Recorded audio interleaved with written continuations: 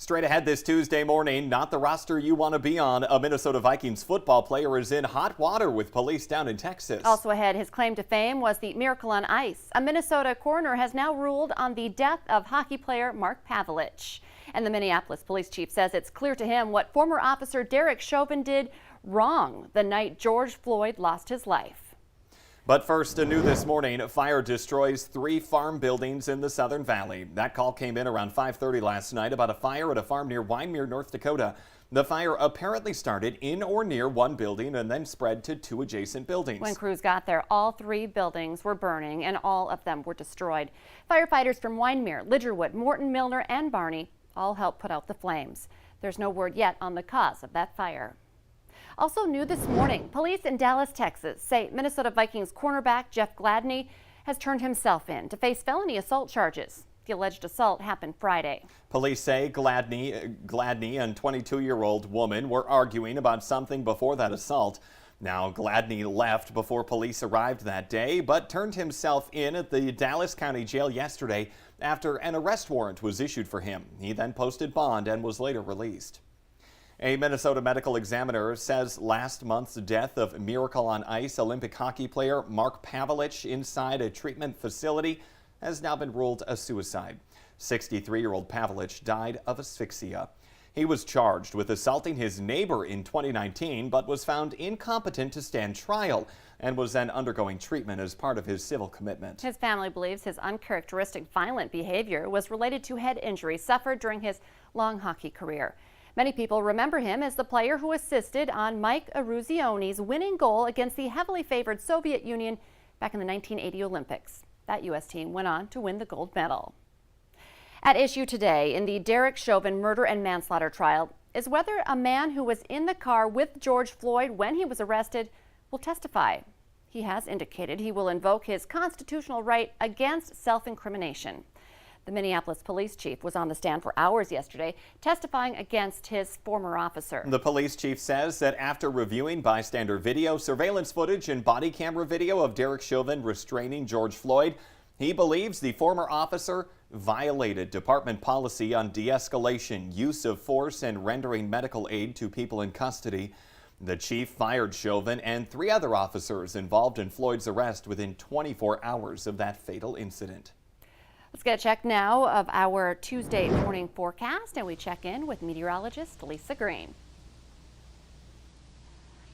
Good morning. We've got a beautiful start to our day today, if not a little chilly out there this morning as well. We're getting ready to watch that sun peek over the horizon here in Fargo, and temperatures are going to be on the rise yet again today. Here's a look at our planner. We're going to see some numbers back into the 50s to about 60 degrees for your high, and that's not nearly as warm as yesterday's highs in the 70s for us in Fargo and other points in the south and east. So kind of stepping back our temperatures with clouds taking over. As you see, it's clear right now, but we've got clouds moving in here today, and then the chance for some rain comes later tonight for Fargo and perhaps sooner than that in places in the south. So be ready for gray skies to really be the rule here for today. Wind will be out of the northeast. We'll see it pick up and at times gusting into the 20s heading into the afternoon. Here's a look at our current temperatures. We're right at freezing in Fargo. It's 26 in Grand Forks. The cold spot is Langdon at 19 degrees.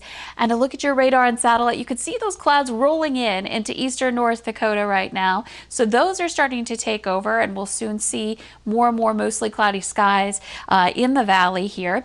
And then following that comes the rain. It continues. I've got a 3-hour loop on our radar here, and it continues to try to push northeast, but notice how it just kind of erodes or disintegrates as it tries to advance further. It's running into some pretty dry air, so it's going to take a while before we actually see that rain take over here for today. Here's a look. I love being able to show this to you guys, so I'm showing it again here. The planner for not only today but beyond. So this is through 7 o'clock tonight. You can see those rain showers starting to move in, and mainly the southern valley and over to the east today, and then into Wednesday. This is through Wednesday night, more of us getting some rain chances, and then this continues not only Wednesday but some spotty areas of showers in the east on Thursday, and perhaps some spotty rain showers again on Friday. So several opportunities here in the forecast, especially if you're in our south and eastern viewing area. Heading into the weekend, we dry out just in time for a nice day on Saturday. Pretty nice spring forecast, though. Mild temperatures, some rain mix in there. I mean, this is what happens as we're moving into April and May. And we could all use the rain. Lisa, sure. Thank you for tracking all of that for us this morning. Firefighters have controlled the wildfire around Medora, and now they're focusing on the blaze that lit up just north in the Theodore Roosevelt National Park. Officials estimate more than 3,000 acres have burned from that fire. Another 2,000 acres were backburned to set up a perimeter alongside Highway 85. The fire is 30% contained at this time. It started Saturday evening north of the park and then went into the park on Sunday. The State Fire Service says the fire threatens some staff housing, maintenance buildings, and a campground as well. A father is outraged after his son was physically assaulted at the Jamestown High School. He says his son has been continuously bullied. The video shows a fight involving Jamestown senior Chris Cornell Jr. Both father and son say the bullying, it's gotten worse in the last few weeks, and that's made it difficult for the teen to get through the school day.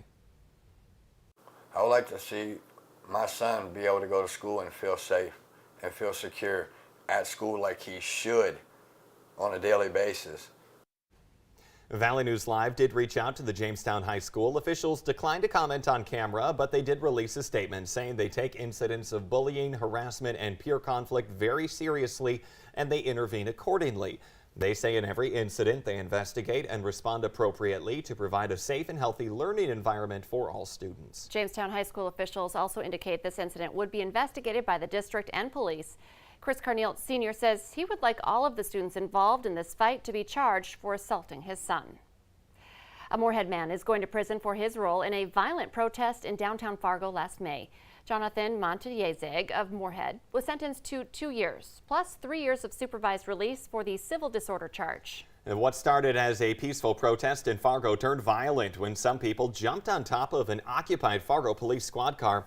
Montezeg then slammed his fist on that car, causing extensive damage. Then he also provoked other protesters to become violent and destructive.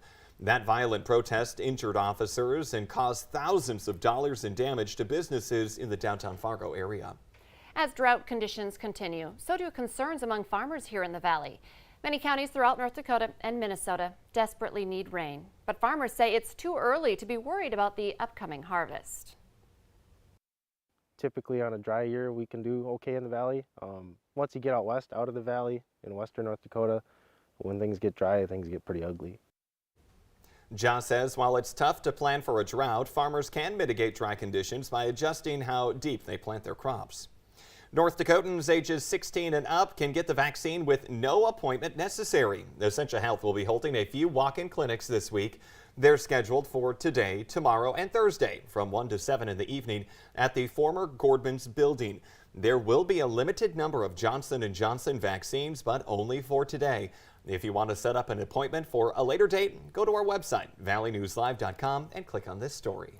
Clay County Public Health is offering the COVID vaccine to people 18 and older. They're holding a vaccine clinic today from 11 to 2:15, and then tomorrow from 9 in the morning to 1:15. It'll be at the Yumcomp Center. You can find a link to set an appointment on our website. The City of Fargo is partnering with Gate City Bank to help revitalize some neighborhoods through low-interest loans. The funds can be used for energy improvements, code or structural problems, and general property upgrades as well.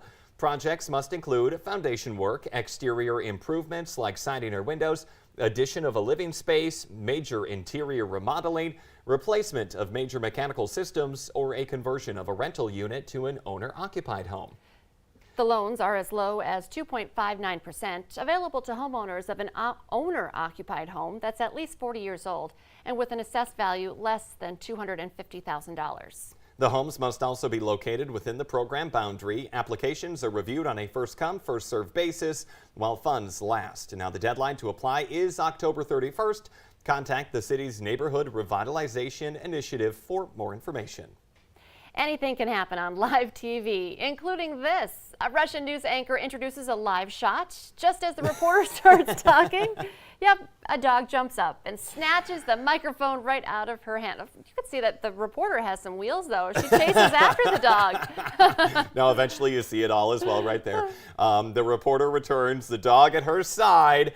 Unknown exactly why that dog or whose dog it was or why it was there or whatever wanted to do it. But I also love how the anchor had absolutely no expression whatsoever. I think that was, no offense out there, but the most Russian thing that could have happened. Did not startle her. Very No. straight face. Yes, very serious. Just moving on to the next story. All right, well, that's your daily dose of humor. Let's get the answer now to our question of the morning on Facebook. The question, 86% of kids lie to their parents about this. The answer, brushing their teeth. Makes sense.